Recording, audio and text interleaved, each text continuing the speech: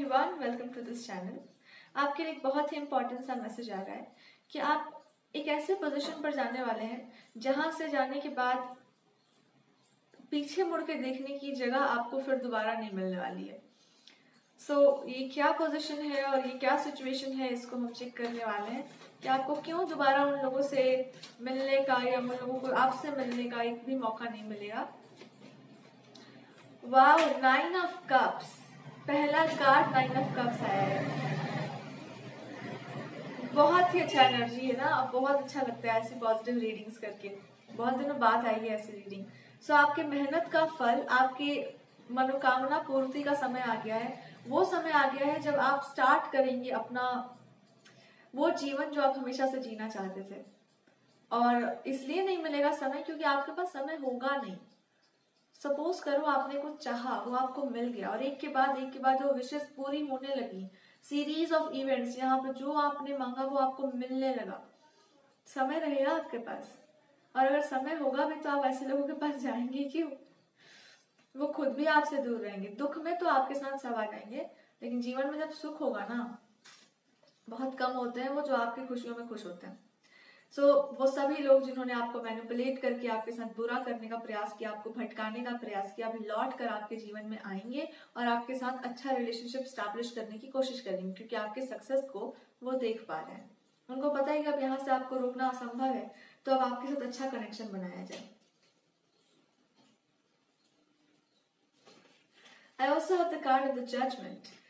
ईश्वर से आप कुछ मांग रहे थे, ईश्वर से आपने जो भी प्रार्थना की थी और जो अब भी आप मांगते हैं, और आप ये कहते हैं कि अब मेरा पेशेंस, मेरे सब्र का बांध टूट रहा है प्रभु, या तो तुम जवाब दे दो या तो कह दो कि तुम नहीं दे सकते। ये भगवान आपसे कह रहे हैं कि सब्र का बांध टूटने से पहले आपके झोली में सारे विशेष आपकी पूरी कर दी जाएंगी। तो वो आपके लिए एक सरप्राइज रख रहे हैं और वो बस आपको टेस्ट कर रहे हैं कि कब आप ये कहें कि अब बस बहुत हो गया, अब हमसे प्रतीक्षा नहीं होगी। क्योंकि आपने सब कुछ सहा है, आपने अच्छे समय को सहा है, एक तरह से अच्छे समय को भी देखा है,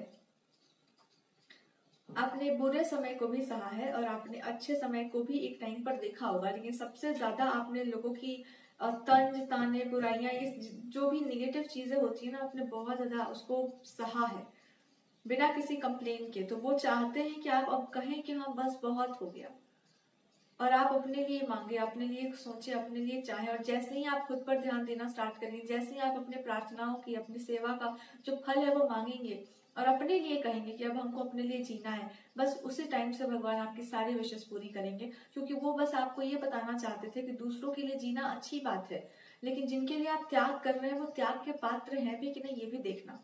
आप एक्सपेक्ट नहीं कर सकते कि अगर आप बहुत त्याग की भावना रखते हैं तो सामने वाला भी रखे। हो सकता है वो त्याग का आदी हो जाए, आप ही से सारा त्याग कराने लगे और खुद बैठ जाए आराम से।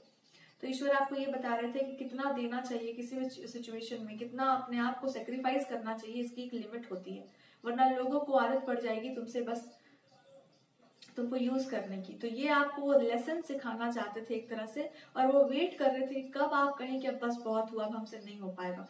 जिस समय आप ये कहेंगे, और वो समय बहुत निकट है, आप जब ये रीडिंग सुनेंगे तभी आपकी कोई बहुत बड़ी इच्छा पूरी होती हुई दिखाई देगी और हो रही होगी। उसी सीरीज में वो चल रहा होगा। जो नेक्स्ट ब्लेसिंग है ना, वो उसके बाद आएगी, लेकिन उसका भी आपको आगाज देखने को मिल जाएगा।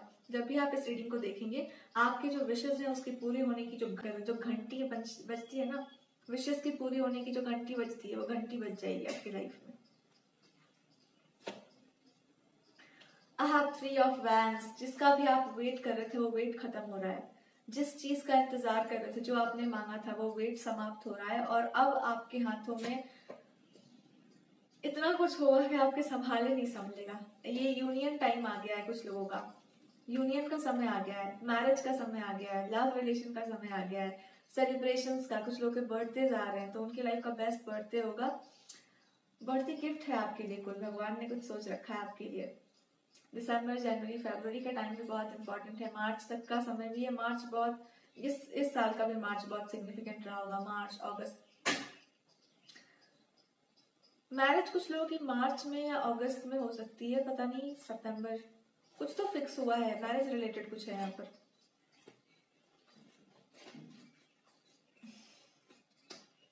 एंड गेम, जितना कर्मा आपने झेलना था झेल लिया है। पास्ट लाइफ से जो चीजें आपके लाइफ में आ रही थी ना, वो आपने झेल लिया है, बहुत ज्यादा झेल लिया है। मतलब महसूस कर पा रहे हैं कि आपने क्या क्या देखा होगा जीवन में, अपनों से लेकर के बाहर वालों तक का ड्रामा देखा है आपने, और जिसमें कोई सरवाइव नहीं कर पाता, आप उस सिचुएशन में सरवाइव करके एक नया जन्म लेकर आए हैं, ऐसा लगता है जैसे। और ये सच में आपका नया जन्म है, क्योंकि पूर्व जन्मों के जो कर्म थे वो कट चुके हैं। तो अब जो ये जीवन है, ये इस जीवन पुण्य भोगने का है। अब यहाँ से आपके पुण्यों का समय शुरू हो रहा है, पुण्य आपके उदय हो रहे हैं, और इसकी जो घंटी है वो आपके लाइफ में ऑलरेडी बजी हुई है। So I am so happy for you. जिन लोगों के लिए भी ये रीडिंग है, बहुत पॉजिटिव रीडिंग है, इसको जरूर क्लेम करिएगा। और आपके लाइफ में इतने सारे सरप्राइजेस हैं, हम आपको डिस्क्लोज नहीं कर सकते थे सरप्राइज। सो यस, अपने लिए जीना स्टार्ट करो, अपनी खुशियों के लिए जीना शुरू करो। जो चीज आपको खुशी देती है उसको करने से बिल्कुल कतराना नहीं है आपको। अपने लिए जीना है, जो आपको खाना हो, जो जैसा पहनना हो वैसा पहनो, खाओ पियो, और अपने आइडियाज पर भरोसा करो, खुद पर विश्वास करो, अपना आइडिया पर भरोसा करो, अपने टैलेंट पर भरोसा करो, आपका विजन जो अपने लाइफ को लेकर के उस पर भरोसा करो। और किसी के लिए, कोई आपके लाइफ में नहीं है तो उसके लिए सैड होने की जरूरत नहीं है, कोई आपके खुशियों में खुश नहीं है तो उसके लिए उदास होने की जरूरत नहीं है। भले ही सब आपके लिए बुरा सोचते हो, पर आप अपने लिए अच्छा सोचिए। आप अगर उनके बारे में सोचकर आप उदास होंगे, या आप अपनी खुशियों को एंजॉय नहीं करेंगे बिकॉज उनको बुरा लगेगा, या वो खुश नहीं होंगे, या उसको बिगाड़ देंगे, तो ये गलत होगा। भगवान कह रहे हैं कि आपको जीना है, और वो कह रहे हैं कि तुम जैसा चाहो वैसे जी सकते हो। हम तुमको अगर आशीर्वाद देते हैं, अगर तुमको हम पर भरोसा है, I am not saying about my self, God is saying कि तुमको अगर हम पर विश्वास है ना, तो तुम अपने जीवन को वैसे जियो जैसे तुम जीना चाहते हो।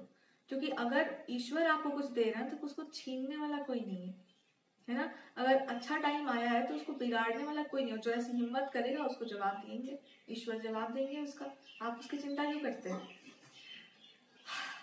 फाइनली ऐसा लगता है जैसे कोई भगवान की भक्ति में बहुत ज्यादा लीन था और ईश्वर ने उसको वरदान दे दिया, वो सामने आ गए, प्रकट हो गए, और वरदान का समय शुरू हो गया आपके जीवन में। आई एम सो हैप्पी। एक बहुत ही भक्ति का एक इमोशन आ रहा है, भगवान के प्रति समर्पण का आ रहा है, और जैसे भक्ति की जीत हो रही है, विश्वास की जीत हो रही है, अच्छाई की जीत हो रही है, और ये सेलिब्रेशन होगा, एक बहुत बड़ा उत्सव आपके जीवन में आने वाला है, जिसमें आप सच में ये कहने वाले हैं कि भगवान तो है और उनकी कृपा भी है, और ये आपके आसपास वालों को भी समझ आएगा कि भगवान की कितनी बड़ी कृपा है। ठीक है, तो खुश रहिए, आनंद में रहिए, और अपने जीने की इच्छा को मत दबाना। ज़ील फॉर लाइफ जो एक होता है ना, जीने का एक इच्छा होता है, दूसरों के षड्यंत्रों से और उनकी बुराइयों से अपनी उस इच्छा को मत दबाओ, उसको बाहर लेकर के आओ।